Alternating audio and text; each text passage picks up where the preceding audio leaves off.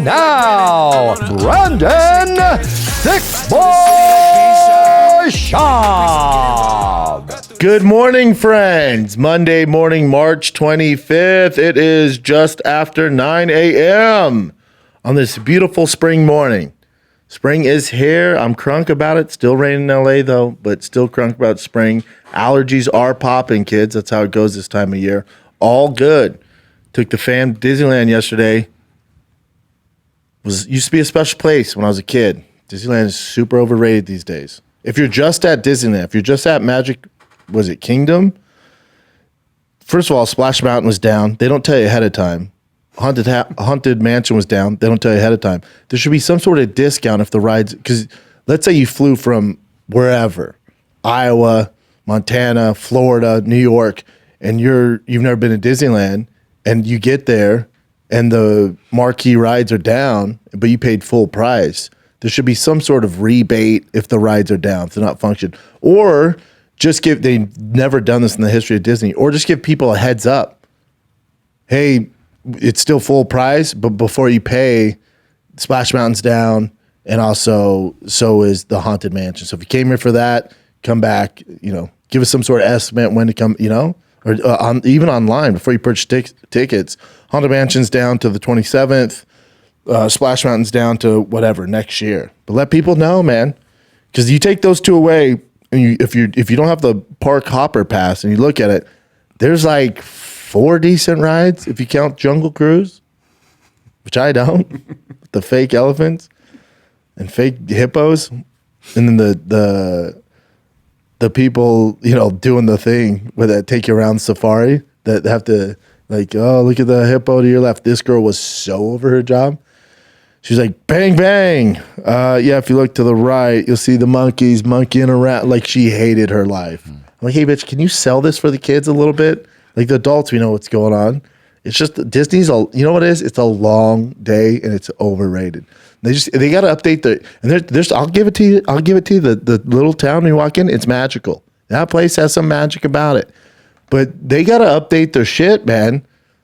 My kids don't know who Indiana Jones is. Harrison Ford is 90, dude. They've never seen Indiana Jones. I love me some Indiana Jones. My kid doesn't know. Star Wars? Oh, my kids don't give a fuck about Star Wars. That's not an updated ride. And then you got, what is it? The Matterhorn Mountain. There's no Disney characters. There's no sign of Mickey Mouse anywhere in that bitch. Kids they're familiar with Mickey because they put him on all the stuff, but there's no Mickey ride. There's no sign of him. There's no Mickey cartoon popping. I'm just saying Disney needs to update their shit. They just got to update their shit, man. It's very frustrating. Very frustrating. Pretty disappointed in Disney, man. Pretty disappointed amongst other things. Don't get me started on Disney Plus for kids and the agendas they push. Don't get me started. We get kicked off YouTube. Either way, shout out to Disneyland. Make sure you have that hopper pass if you're coming here for spring break or summer vacation, because some of those rides will be down and your kids are going to be furious. So shout out to Disney, man. Walked 14,000 steps. You got to realize you're walking from 9 a.m. We got done around 6 p.m. 9 to 6, just walking. Back is tight, daddy. Back is tight. Back is tight. There were some fights going on this weekend. Nothing to blow your hair back. This Saturday, you got another fight night. I appreciate the fight nights. Gives me something to do during the night. So I watch them top to bottom because I got problems. Can't get enough of me some fisticuffs. Boring card.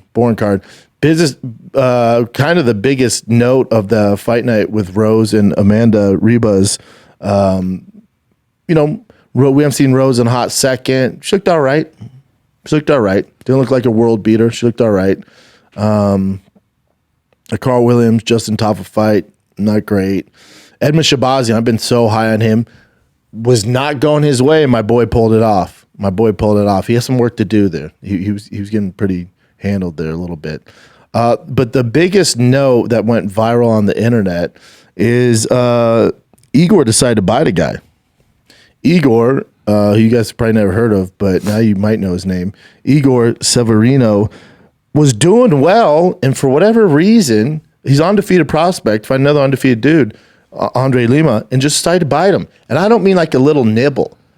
Like, remember in the picture we're showing, if for you guys listening, Chin brought up a picture that the UFC posted. That bite mark, like, you know, if you've been bit as a kid or what, you mess around, you bite your arm, like you'll have the imprints of the teeth on there and then it slowly goes away. Dude, this is after everything, blood rush and everything. There's circulation. The bite mark's like a bite mark. Dude has a small mouth though. Right? I'm sorry. Did a baby eel bite you, dude? Yeah. It's a tiny little bite, but it's weird because it's almost like he sucked on him a little bit, right? Because there's no blood, and there's no bruising either. He just sucked on his arm. It's a weird thing because it's not like the dude was getting annihilated. Like, I can understand if you're getting mollywopped. It's like 10-8, 10-8. There's 30 seconds left in the third round, and you're just like, you know what? Fuck it. That I get. Self-sabotage at its finest. This dude, it wasn't like a beatdown. Like, the dude showed up, undefeated prospect. Now think about this mistake. Think about the mistake this dude made in his life. He will never, ever fight in the UFC ever again. Even if he rips off a 20-fight win streak in jungle fights, where the hell he's fighting in Brazil, the UFC's never bringing this guy back. So you're banned for life from the biggest organization in the world that just won their lawsuit and they're going to stay the biggest. So you're screwed with that. B, he got fired. Literally, as soon as Dana White wasn't at the fights, because the fight night, even he doesn't want to watch the Apex fights, so he doesn't show up, but he just sent one text like, yeah, that guy's fired. I mean, talk about a massive mistake. And the guy had a ton of potential. Stud. I mean, what was he thinking? I get lapse in judgment, but biting a guy, you have to spit your mouthpiece out, dude, and then suck on his arm, homeboy.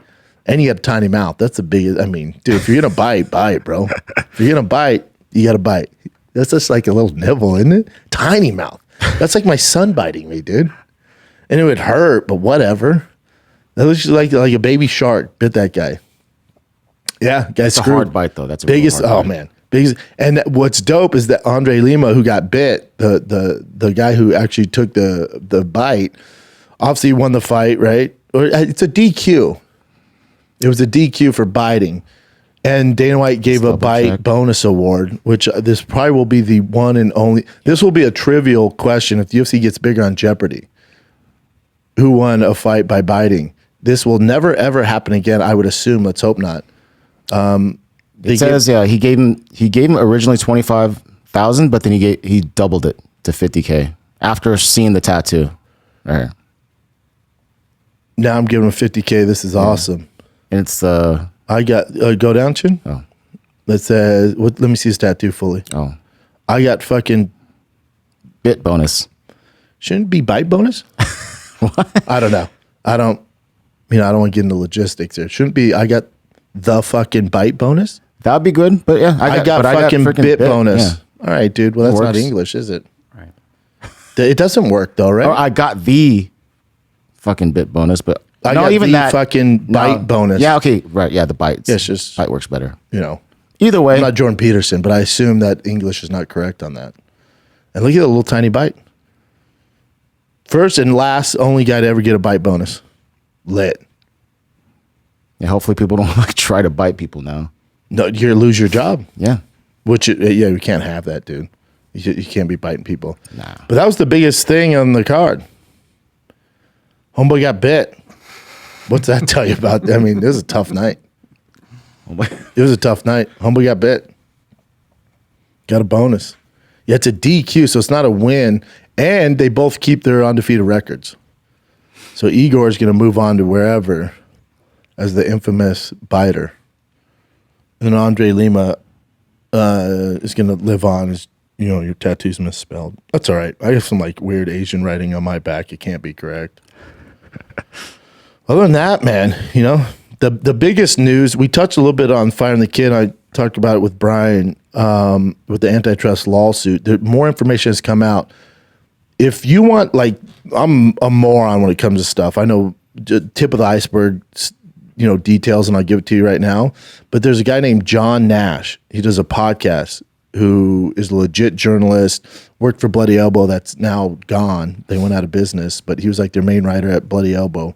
And he has a whole podcast on breaking down the antitrust lawsuit.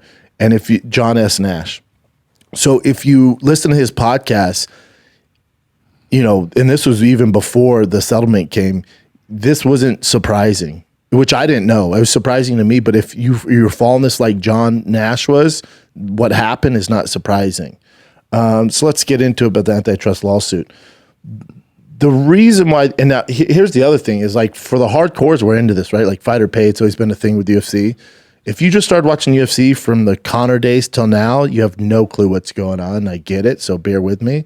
But for those of you that actually give a shit about this, with the fighter pay, the closest the fighters have ever come to making a difference was this antitrust lawsuit.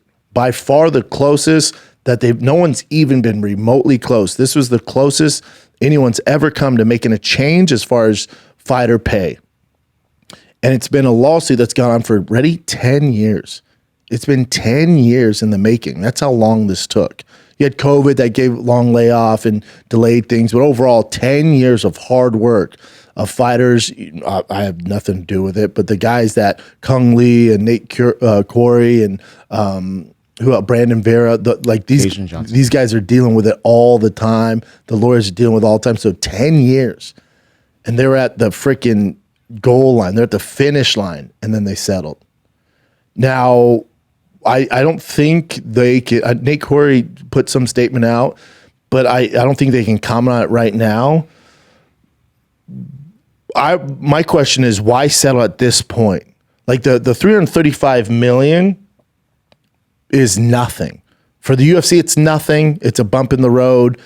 For the fighters, as far as the pay goes, that's nothing, because that $335 million, to my understanding from John Nash's expert research, that $335 million is paid across thousands of fighters.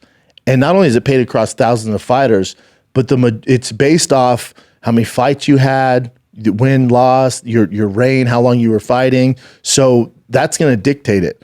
Well, if you break it down like that, if you're a guy who had a 2-year career, you're probably not going to get much money that's going to make any difference in your life.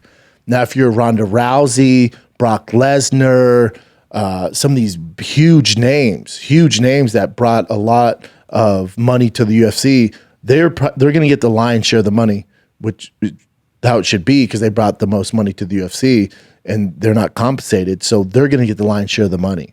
So when you see $335 million, you're like, yeah, that's not terrible. It's awful. It's awful in regard to making a change. Now take the money out of it. Let's say take all that money out of it. The reason why this is a blow to the fighters and such a huge win for the UFC, it's not about the money.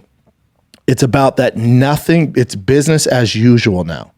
They move forward and the pay structure is no different. The fighter pay is no different. The fighter rights is no different. Everything will stay exactly the same. The UFC stays as the biggest circus in town. They don't have to change a single thing. The other reason why it's such a disappointment, if you're for making a change for fighter pay, maybe you aren't. Maybe you're just like, man, just shut up and let the UFC do the thing. I get that too. But if you're for fighter pay and fighter changes and giving them at least not even a lion's share of the profit, but just what's fair, if you're for that, the reason why this is a big deal that didn't go to trial, it's not about the money, the settlement. If it would have went to trial, we would have got more documents, more email, more conversations about how the UFC treats the fighters. That was the big deal. Like just leading up to this, the papers the UFC had to submit, you guys saw how Joe Silva talked about certain fighters with Nate Diaz and other fighters. If it would have went to trial, that would have opened up a huge Pandora's box. And we would have you guys would have been privy, and fighters know this, but the public doesn't, which in order to make a change, you need the outcry from the public.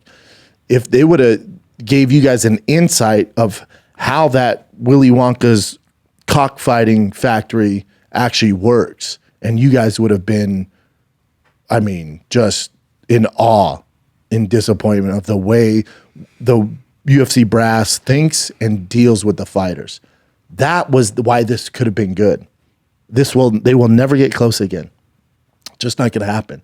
Because the old heads, I wouldn't refer to myself as an old head, but like the John Nashes, the Luke Thomases, the Ariels, all goes away now. There's no more debate. There's no reason to bring it up anymore. The new age of media, if you do bring it up, you can get shunned, you can get silenced and no one wants to deal with that. And I think at the end of the day too, is if you're just getting started in this business, there's no upside into fighting the UFC anymore. There's not. They tried their best shot. The UFC ate their shot, kept going, nothing's going to change.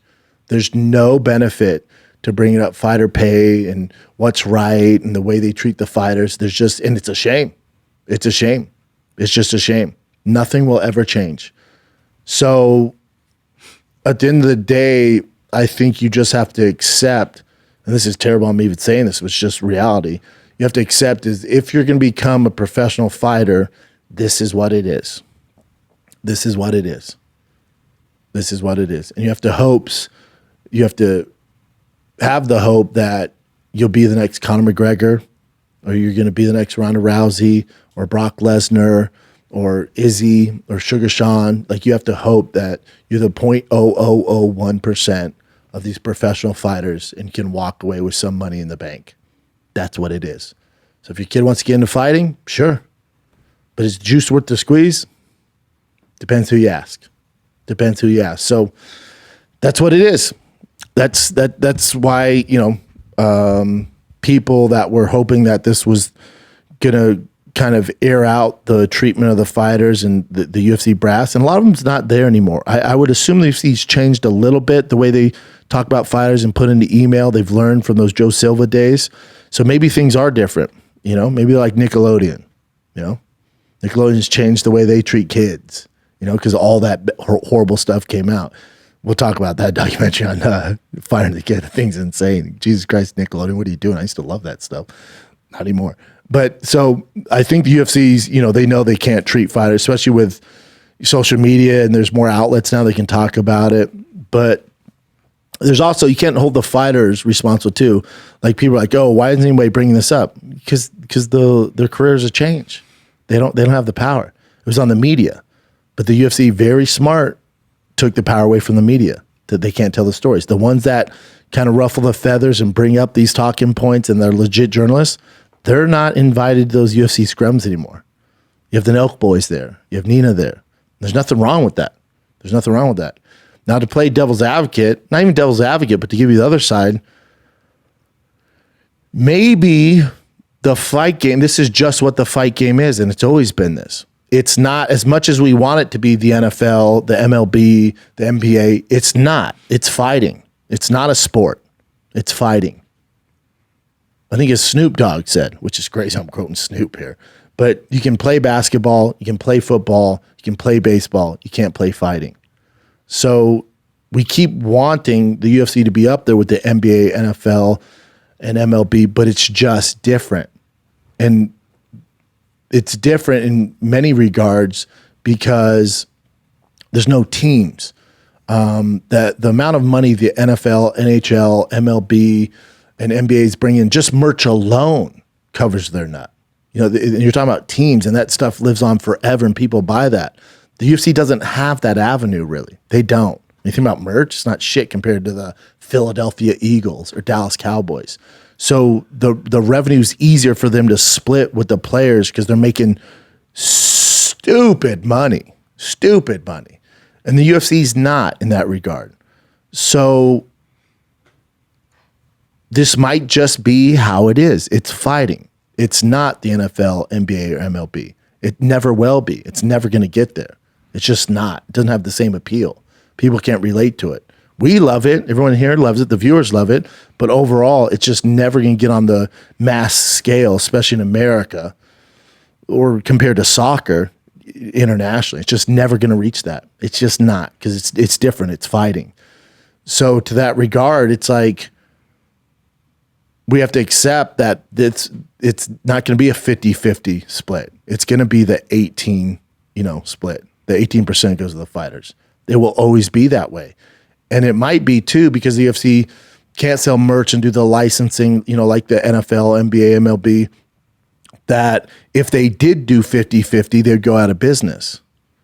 So would you rather the fighters get 50-50, like the other leagues, and in 5-6 years, there's no UFC, or they can't put on certain shows, as many shows, or do all the marketing cool stuff that they do? Do you prefer that?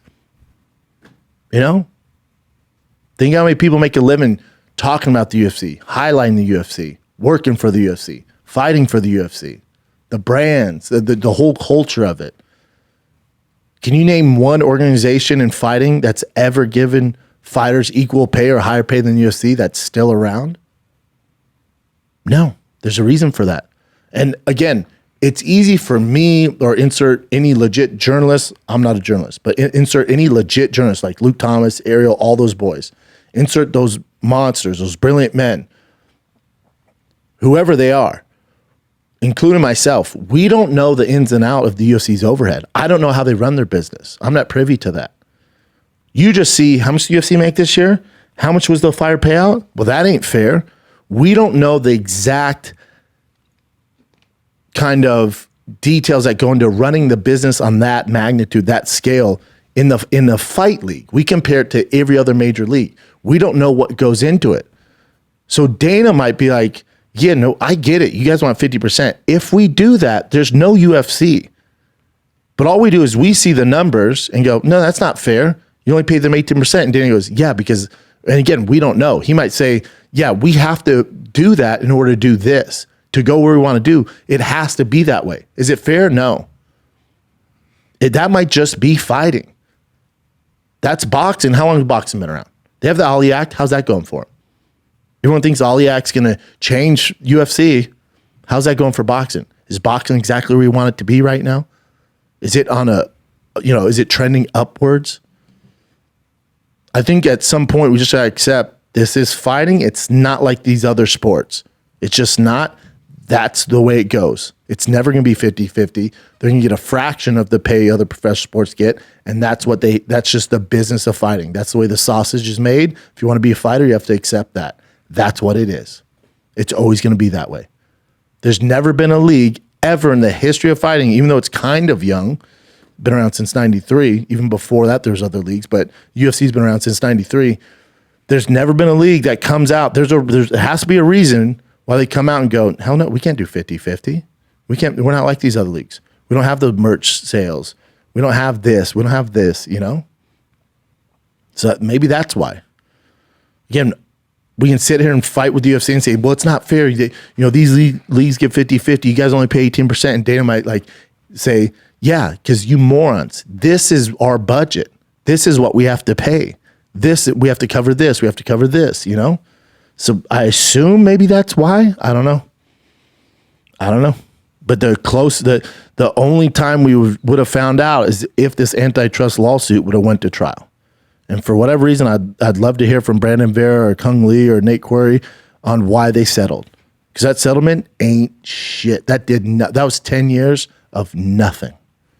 Nothing. We didn't get the job done. Nothing changes.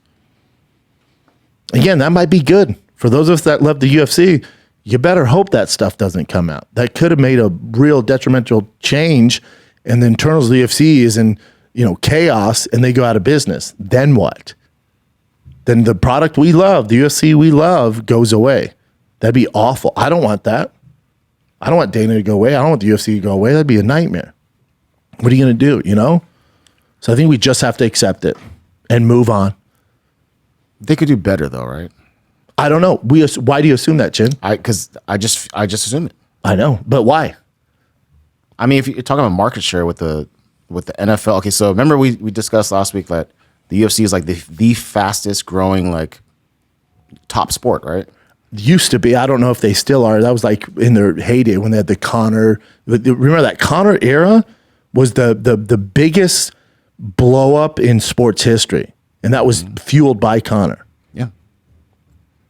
I just assume. I don't have the freaking. I'm not part of the accounting team, but no one is. Yeah, that's my point.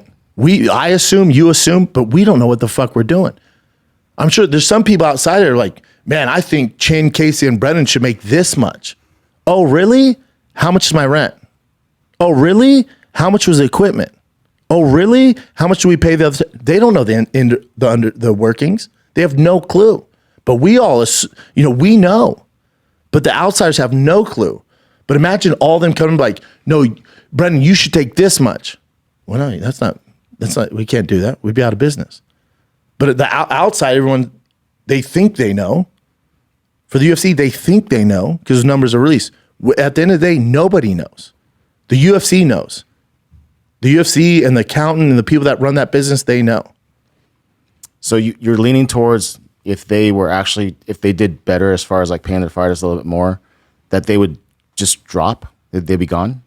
There'd have to lean be, towards like if they paid their fighters a little bit more, that they, what they deserve, then they still can function and do well and still, Yeah, I don't know what that and none of us will actually know. No, we don't know. We just assume.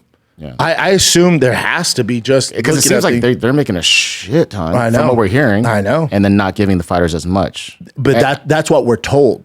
Yeah. But that's what we see, that's what we read. I mean, I'm sure if we had Luke Thomas on here, he probably has like way more stats on that stuff, but he only has the stats that's given to him. He didn't have the actual facts, the accounting from the UFC. Yeah. So again, I assume they can pay the fighters more. Maybe not 50-50 because it's fighting. No. Just but like, you could do better. Just couldn't a you little do better. 30, 70? Yeah. I would assume they can do that. I would assume when the fighters are forced to wear The Rock's terrible fucking Under Armour shoes and they get no money from that, I assume they could have cut a deal with The Rock and Under Armour. You'd assume The Rock would be a good person and as a former fighter, wrestler, athlete, professional athlete, would know that that's wrong. I would assume that they can pay them. I would assume that when they put all the logos on the cage and take it off the fighters, that they could give some sort of percentage to all the fighters and still be okay. I assume. I don't know for a fact. I don't know. We're not going to know for a fact. I know. Obviously, yeah. That's the problem. But I don't know. We don't know. But what else are you going to do? I think that's the only way I can keep carrying on being pro UFC going, yeah, they just can't do it, Because we just don't know. We don't know. There's as far as when you want to talk about underpaid, the reason I get on that hook of underpaid, we'll talk about Tyson Pedro, Mark Hunt, stuff like that. If you just go based off, let's say they're paying 18% to the fighters, right? You go based off numbers. So the female or young man on the undercard that brings no eyeballs, he's underpaid. Now, is he making the money? Is he making the UFC money? No. So, there's going to be a lower pay there, but he's underpaid overall. Nobody's more underpaid than Conor McGregor. Now, nobody wants to hear this because you see his whiskey sales, you see him in that movie, Roadhouse, you see him in all this stuff, and he's making that money, and you're like, no, he's a damn near a billionaire. I get that. But it's very black and white, just from a number standpoint, if you look at what Conor's brought into the UFC money-wise, the sales, ticket sales, merch, pay-per-views, and then you look at the amount that he was paid with the antitrust lawsuit, had to give us the actual numbers. He's the most underpaid athlete probably of all time. Now, nobody wants to hear this, but he's set. I'm not saying he's not set with his money. I'm not saying that.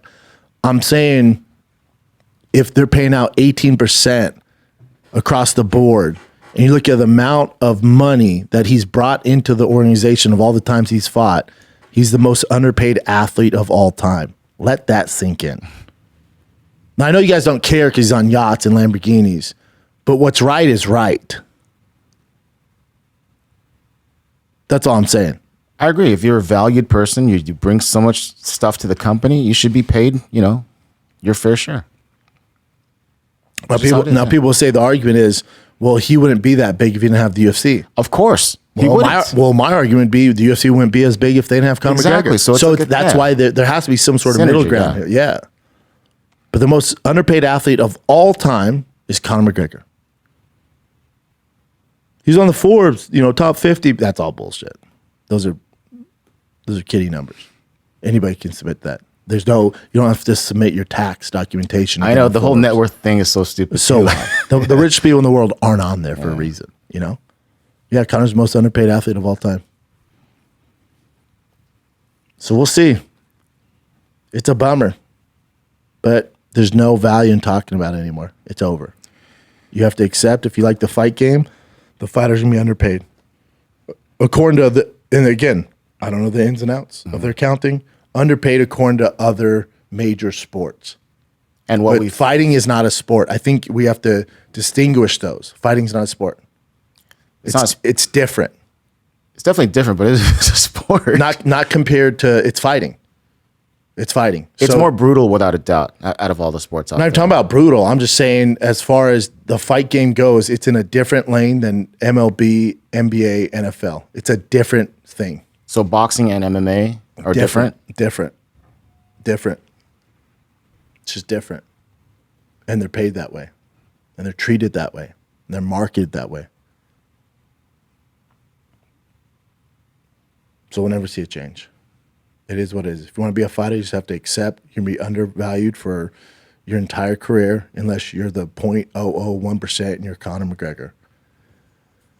And you said And even then, and even then, but that's and you're underpaid, but Conor's worth a shit ton of money. Yeah. But again, that's why for the longest we would harp on people that knew the pay and the way the sausage is made. We'd say, just think where the UFC's, and this is like 10 years ago, we'd say, think where the UFC's at now. We have kids training in MMA. You're going to have real athletes. Instead of going to the NFL or NBA, they're going to go into the UFC. Not anymore. It's going to stay exactly how it is. Like my son's a good athlete. I've seen some kids that are freak athletes on his team. I would never advise him to go to the UFC now. Never.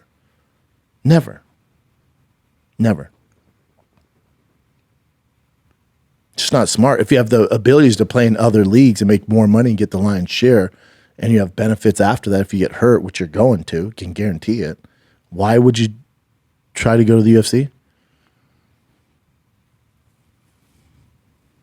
It's a bummer. But again, I think it's just we all have to accept it. And most of you already have. Let's be honest. Everyone's accepted it. it's my favorite sport to watch, so that's why I have to accept it. I don't watch other sports. Dude, I watched that bullshit fight night from the prelim to the main Yeah, that's event the thing, the other night. I watch it all. I can't get enough of it. I just accept it. This is what it is. And then what helps me is like, I'm not the accountant for the UFC. I don't know how it works, and I keep on keeping on. But hopefully more stuff comes out from that. Why they settled makes no sense. From the stuff you hear from John Nash, from Luke Thomas, from these guys, and the settlement, it makes no sense. For the UFC or for the fighters? For the fight to settle. Yeah. It made no sense. Maybe they thought that was their only way to get that money. I don't know. But if what Nash was saying, if it would have went to trial, and it's in trial, because you can still settle even if it's in trial, they would have made 3 times the amount. You're talking billions of dollars. So their lawyers probably told them that they might not win. I don't know. But even the money was never the issue for the guys. That was why they got started on this. I'm sure the UFC tried to settle many of times, and they always said no. And then you're literally at the finish line, and then you settled. It was never about the money. It was about airing out the way they conduct business and the treatment of the fighters. And now we don't have the opportunity. It's never, ever going to come out.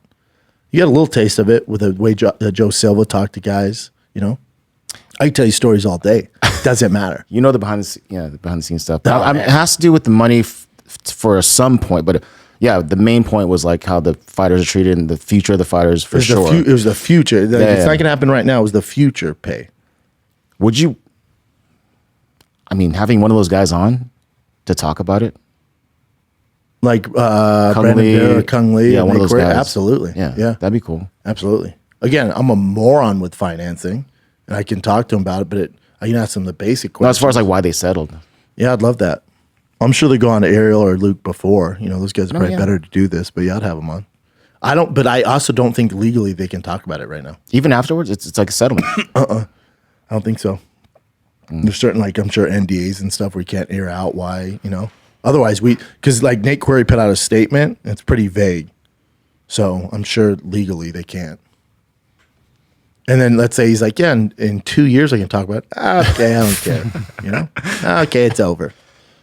Let's take a little break from chat about fighter pay because this episode of the Schaub Show is brought to you by O'Reilly Auto Parts. O'Reilly, who are in the business of keeping your car on the road. O'Reilly Auto Parts offers friendly, helpful service and parts knowledge you need for all your maintenance and repairs. They got everything. I've told you guys a million times. I have a 20-year-old Ford Lightning. They even have the parts for that. Spark plugs, intakes, whatever you need, they got you covered. Fuel pumps, everything you need. If they don't have it, they might have in the back. If they don't, they get it the next day. It's the best of the best. It's O'Reilly Auto Parts. They got thousands of parts and accessories in stock, either in store or online, so you don't have to worry if you're in a jam. They really help me out. A team at O'Reilly Auto Parts can test your battery for free. And if it needs replaced, they got you, man. They got you. When you're a do-it-yourselfer and need a special tool to finish the job, stop by O'Reilly Auto Parts. Ask about their loaner tool program. Use the tool. Just put down a deposit, get the job done, come back, get your deposit back. Boom. You don't need to buy that expensive stuff. You're only using it once. O'Reilly got you covered, man. Whether you're a car expert or an auto rookie, you'll find the employees at O'Reilly Auto Parts are super knowledgeable, helpful, and best of all, super friendly. They know their stuff and they're friendly. The professional parts people at O'Reilly Auto Parts are your one-stop shop for all things auto do-it-yourself, and you can find what you need in-store or online. Stop by O'Reilly Auto Parts today or visit them at O'ReillyAuto.com/Schaub, S-C-H-A-U-B. That's O'ReillyAuto.com/Schaub. This episode of the Schaub Show is brought to you by Shopify. When we started podcasting, an online store was the furthest thing from my mind. All right? Me and my brother were shipping Fire the Kid t-shirts out of my garage, and it was a beast. And now it's so freaking easy because we're all set up at Shopify. All right? We got you guys. Shopify is the global commerce platform that helps you sell at every stage of your business, from the launch your online shop stage to the first real life store stage, all the way to we just hit 1 million order stage. Shopify is there to help you grow. Whether you're auctioning off autograph apparel, skis, old fight gear, whatever it is, Shopify helps you sell everywhere. Everywhere. Shopify helps you turn browsers into buyers with the internet's best converting checkout, up to 36% better compared to other leading commerce platforms, and sell more with less effort thanks to Shopify Magic with your AI-powered All-Star. Shopify powers 10% of all e-commerce in the U.S., and Shopify's global force behind Allbirds, Rothy, Brooke Lennon, and millions of other entrepreneurs of every size across 175 countries. Plus, Shopify's extensive help resource are there to support your success every step of the way. Because business that grow, they grow with Shopify. Sign up for a $1 per month trial period at shopify.com/Schaub, all lowercase, S-C-H-A-B, all lowercase. Go to shopify.com/Schaub right now to grow your business no matter what stage you're in. Shopify.com/Schaub, lowercase. Cha-ching. What else you got, Chin? Oh, so I don't know if we touched on this a little bit, but yeah, so Michael Chandler and both him and Conor said that they're going to fight. It's official in summer, but there's no exact date. But they both said that they're going to fight. It's going to be International Fight Week. Like, Conor didn't just pull that out of his ass. You know, I think UFC's mad. He announced something before they were going to. So there's this weird, like, kind of battle back and forth. And Conor's such a marketing machine that the UFC didn't like that. I've always told you guys, there's something going on with Conor in the UFC with all that stuff. There's a reason, you know, why he's clashing with the brass. And if you've seen, like, he did a podcast with Jake Gyllenhaal, which I didn't appreciate. He did a podcast with Jake Gyllenhaal, the armchair expert, with Dak Shepard, who I love. Dak Shepard. He's a gearhead and great dude, and his podcast crushes it. All good. Here's the thing. What annoyed me is Dak's like, yeah, this was Conor's first podcast ever. Hey, man. Hey, man. His first podcast ever was Firing the Kid at Fox Sports. Look it up. Could you do some research, Dax? That was not his first podcast. His first podcast talking about movies, maybe. Yeah, it's on YouTube. Look at us. I had a button-up shirt. Cute, man. Cute. Look at us. Oh, that's a podcast, Dax, and that's us doing it. And that was in, go down, Chin, to say the year? 2015. Damn near 10 years ago. Not a big deal. Not a big deal. It is what it is, Dax. But episode 23. The more you know. Episode 23, man. Conor McGregor. Look at Brian, head hair. That's how old school that is, dude. I know, that's awesome, though. Yeah, so the point is he went on Dak Shepard's podcast, great podcast, on my face, but he went on there, and he was, you can just tell in these interviews that he's doing to build up Roadhouse. He's with Jake Gyllenhaal, who I love their chemistry, man. They are just, I mean, yin and yang. They just go together. It's so fun. You saw the whole thing? Oh yeah, I love it. I love it. But they're just great together. But he's not talking to MMA heads. So they're like, when's the fight? And you tell Conor, he's frustrated. He's frustrated, and he's like, I'm waiting for the call, which is insane when it's Conor McGregor. So there's more. Again, there's more to that story that we're not getting. But it's going to be International Fight Week. Conor didn't pull that out of his ass. It's going to be Michael Chandler. But I really think Conor just wants to do that one fight and then bounce and make all the money fighting Manny Pacquiao, Jake Paul, Nate Diaz in boxing or MMA in their own promotion in Dublin or wherever. That's what's going on there. The UFC's trying to, do what they do and keep them under wraps. So we'll see what happens. But it's fun to listen on these other outlets that aren't like hardcore fight heads. It's really fun. Yeah, the rumor was like it's going to be UFC 303, which is probably the same time as International Fight Week. Probably is that same date, yeah. But then to Dana's defense, he also was like, the reason we didn't announce the fight is like he's doing all this promo for his movie.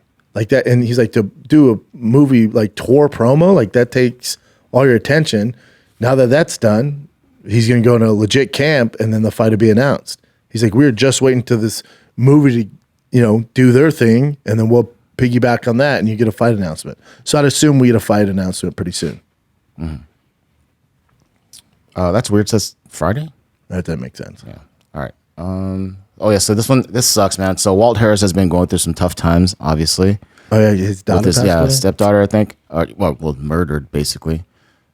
So he has been suspended until 2027 because he tested. This dude took the straight up Gold's Gym stack. Like it's not like some stuff. It's like. And it's by the new, remember USADA left in 2024, and now the Combat Sports Anti-Doping, the new drug testing agency, is now aboard. And then they found out that in June 24th and July 12th and August 6th, he had like testosterone, gestanolone. Yeah, he was taking the shit. That's a bummer. So that must have been like, I don't know how they do this retroactively, but because that's before they joined. But yeah, so they had access to his test samples, and they went back and tested PP. It seems like because they weren't part of it in June 24th. At least I don't think. That'd be a shitty job. Yeah. Go back and test old PP. That stuff stinks, man. So like literally stinks. Oh yeah. Yeah. So that's a bummer, man. Awful. So, dude, as a heavyweight, he's 40 years old. Oh, it's over. No, it is, over. right? Yeah, it's basically over. It's game over. Yeah. All right. You'll probably see him in bare knuckle or some shit because he'd still be able to fight outside of the UFC. Man, this thing ain't loading right now. But all right, so have you seen the stuff about Laura Sanko? Basically, Jamie Varner. When's the last time you heard of Jamie Varner? WC days and I'm obviously familiar with him. Yeah, old school days. Oh, here we go. So this is Jamie Varner's post about Laura Sanko. He put, at Laura Sanko, sucks so bad at commentating. She tries hard and speaks about things she knows nothing about. Oof, this guy's off. I know, dude. Talking about blast doubles and now tiring it could be in the first round of the fight. Like, what do you know about any of those things? Stay in your lane, try hard. And with a clown emoji.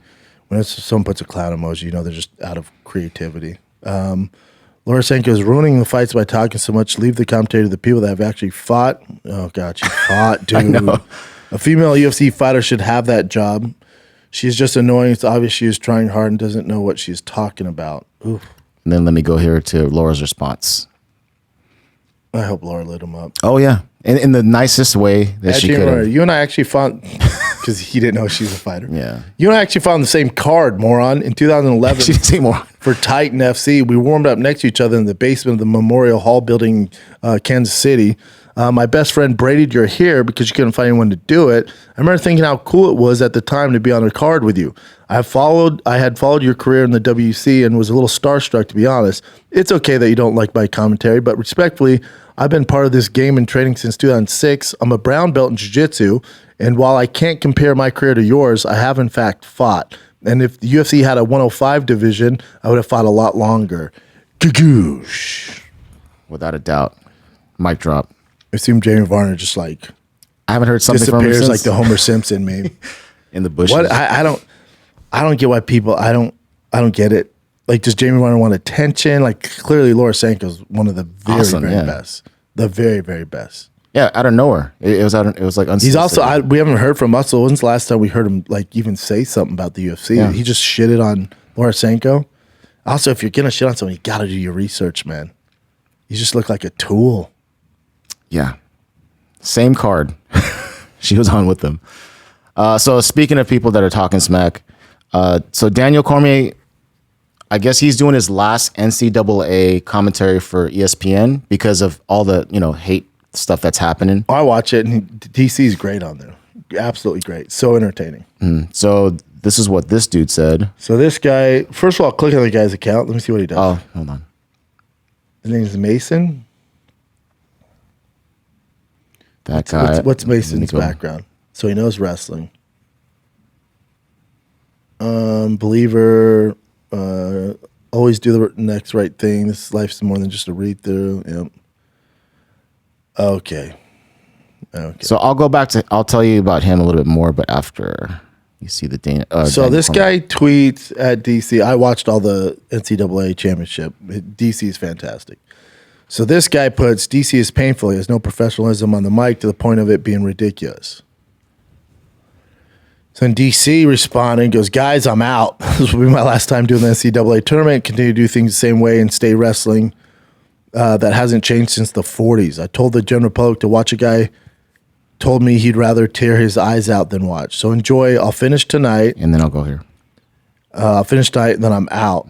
And then someone said, yeah, but you're still, people complain about your UFC, and you're still going to do that? And he goes, yeah, because UFC pays. Yep. You got the whole gist of everything. Savage. Man. Yeah. And the guy, I guess this guy, Mason, whatever, he was saying it was not about the entertainment thing that he's doing, that DC's doing.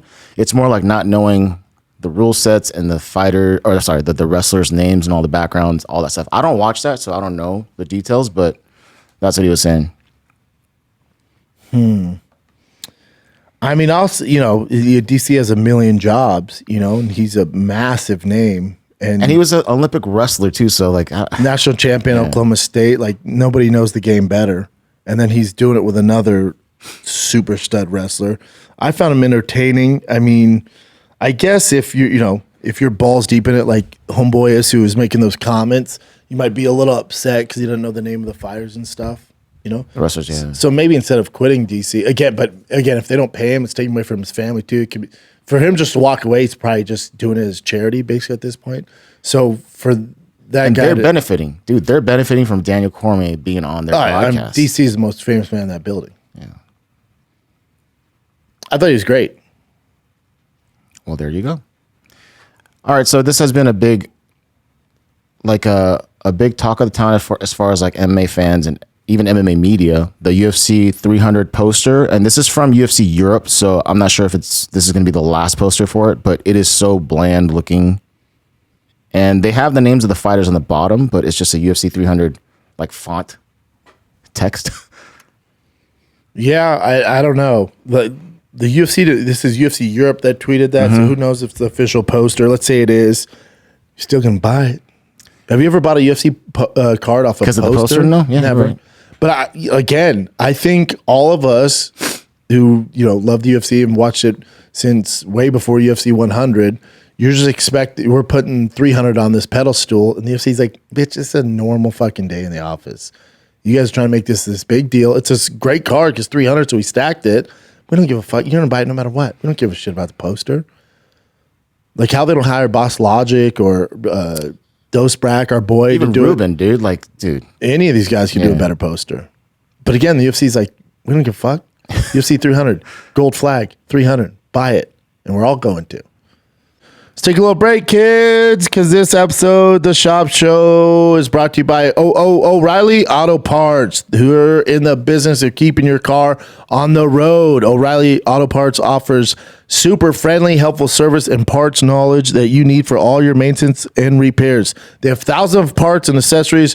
Whatever you need, they have in stock. You can order it online. So if you're in a jam, they got you covered. Whatever you need, whether you're a car expert or a rookie, you'll find the employees at O'Reilly Auto Parts super knowledgeable, helpful, and best of all, super friendly. They got you covered, man. All you got to do is go to O'ReillyAuto.com/Schaub. Visit them at O'ReillyAuto.com/Schaub. Go to the store or go online to O'ReillyAuto.com/Schaub. O'Reilly.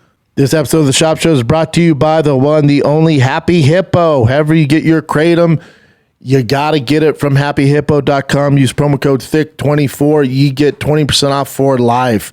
However you want to get your kratom, whether it's powders, you got the freaking shots, the gummies, they got K-dips, they got it all. All you got to do is go to happyhippo.com, promo code THICC24 for 20% off. Now let's get back to the show. Oh, so this is an interesting take. So Dana White was on Henry Cejudo and Kamaru Usman's new podcast, and he said that you can't deny that Kamaru Usman is the welterweight GOAT. That's not true. Here's what he said here. You become a fucking world champion in the UFC. You went through death fucking row of the baddest motherfuckers in sport in your division that you can possibly fight. So when you talk about Kamaru Usman, who went through him fucking twice, you might not like Kamaru, you might not like whatever it is you don't like about him, but you cannot fucking deny that he's the greatest welterweight of all time. You can't deny it. I mean, I can just go through simple numbers and compare his record to GSP's. Yeah, and I love Kamaru. Now, is Kamaru in the conversation? Absolutely. Mm-hmm. But if you compare his title defenses, number of opponents that he beat, the way he beat them, the overall significance of his career compared to GSP, this ain't close. This ain't close. GSP's in the conversation top pound for pound of all time, let alone just the welterweight division. Kamaru's not. Well, yeah, fair enough. When I heard that, I was like, the best of all time. That's kind of like. And GSP never lost 3 fights in a row. Yeah, well, one of them was at 185, but either way, yeah. Okay, so this is Demetrius Johnson. There's like a few things about him for this current events thing. So he talked about on his, I think his YouTube channel, about how they wouldn't offer him pay-per-view points when he was fighting as champion because he was a flyweight. Yeah. And then Dana White just said straight up, like, yes, we don't give it to flyweights. So he accepted this offer right here, the 125 to show and 50,000 to win. It's a long one, but basically he said that Dana White, because he was a flyweight, would not give him pay-per-view points, even though he's champion. So he says, I saw Sugar Sean O'Malley on ESPN this morning at the gym. I had the same type of media exposure, but just didn't translate over to pay-per-view buys. I don't know why it never did, but always something we'll be wondering why it didn't. That was a tough one too. Like, yeah. Yeah, I think Demetrius, knows exactly where he's at. He put it, here's the thing, I have nothing against Dana White. I'm a man who's happy. I've been successful. I believe my skill set. I believe I'm one of the best flyweights to ever walk the earth. The best, my man. I don't think there'll be another person who can achieve what I have at flyweight. Agree. Yeah, he's good. Again, with the UFC, when Demetrius would fight, and it's just because the general public, they see a smaller guy and they don't appreciate his skill set when he's the most skilled fighter on the card. And you're looking at one of the all-time GOATs, Mighty Mouse. But for whatever reason, that doesn't translate into pay-per-view buys. So the UFC would try to stack his cards with other fighters to get the general public to tune in. Uh-huh. So if you're the UFC, you're like, yeah, you're not, even though you're the champ and you're the greatest pound for pound of all time, that's not equal in pay-per-view sales. So we have to stack the card, so we can't give you the money, which there's an argument there, It's a bummer and he deserves it, but you can get the business side of it from Dana. Yeah. All right, let's see if this loads. If it doesn't, either way. So Demetrius Johnson just competed in IBJJF, and he won a gold and a silver there. He won also, I think, the previous year or previously before. I'm not exactly sure what year. And then he also beat this guy that's like almost 250 pounds. Why do you only have a brown belt on? Is he not a black belt? I don't know what this is. Or is that an old picture? No, this is from that event. Weird. I'll show you the actual footage of it. I don't even know what's going on here. Do you? Yeah, the guy's like turtled up, and then DJ just rolled over him. But I couldn't see the submission part of it. Interesting. Yeah, DJ's the man. Yeah, so he won gold, which is great. badass. Yeah. Let's skip that. Oh no, I think we should end on that. This one? Yes. Okay. So Diego Sanchez went on a rant about Josh Fabia, that crazy, weird dude. Yeah, Jesse on Fire does a deep dive onto it. He sends you the links. You watch. It's insane what this guy does. It's insane that he was able to influence Diego that way, though. But Diego's probably just not in a great mental space, at that time, especially. It says, for the past 2 years, I've been running from a very traumatic experience. Words can explain how traumatizing that was. It involved a very evil man that manipulated, blackmailed, extorted me, and eventually put an end to my UFC career. Been dealing with this psychopath for, it's been 3 years, 4 years. I paid him out. I paid him money to get out of my life because the situation had become so volatile. So evil and dark, and there was no other option. Either he was going to kill me or I was going to have to kill him. Yeah, but there's way more stuff. It goes. If you want to look into this, I'm definitely not the platform for it, but it's so dark. Yeah, some of it's horrible, and you feel bad for Diego, and some of it's like you're also a grown man. How did you get involved? Like Diego, that Fabian guy's a complete piece of shit and manipulative, and basically cult leader, like horrible, evil person. But same to the Manson family. It's like some of you have to take accountability. Like you're the one that decided to hang out with this dude, bring him into your life. Yeah, I mean, who knows? He was in a very, very dark period in his life, and this guy came out and helped him with everything. So, yeah, it was a tough thing for him. Yeah, it's horrible. And by the way, love Diego, but that's terrible. Your boy from McDojo Life, he wants to challenge Joshua or Josh Fabia to a karate combat fight. That'd be great. That would be amazing. Yeah, I'll buy it. Yeah. I mean, I doubt that guy does it, but that'd be sick if he did. Let's end on this one. I just saw this pop up. Lucero Acosta, and she's fighting in Combate Global.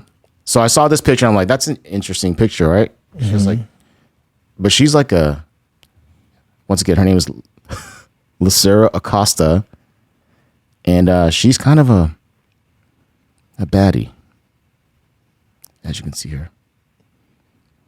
Yeah, she's attractive. And she's fighting Combate Global. Yep. I bet people will tune in for that. Yeah. Yep. Just thought I'd like thing. Is that it, Chin? That's it, man. All right, man. Hot girl fighting. There you That's go. cool. Yeah, she's cool. Yeah, she's cool. All right, kids. Thanks for tuning in. Love you guys. I think Callan posted Fighting the Kid live in Austin this Friday is postponed. Callan's baby is coming. We don't know when, but he kind of needs to be there for the birth. So we will reschedule, have a date for you guys very soon. So love you guys. That's it. Thanks for watching. Subscribe, like, do all the things the kids ask you to do. All right, kids. Love you. I'm out.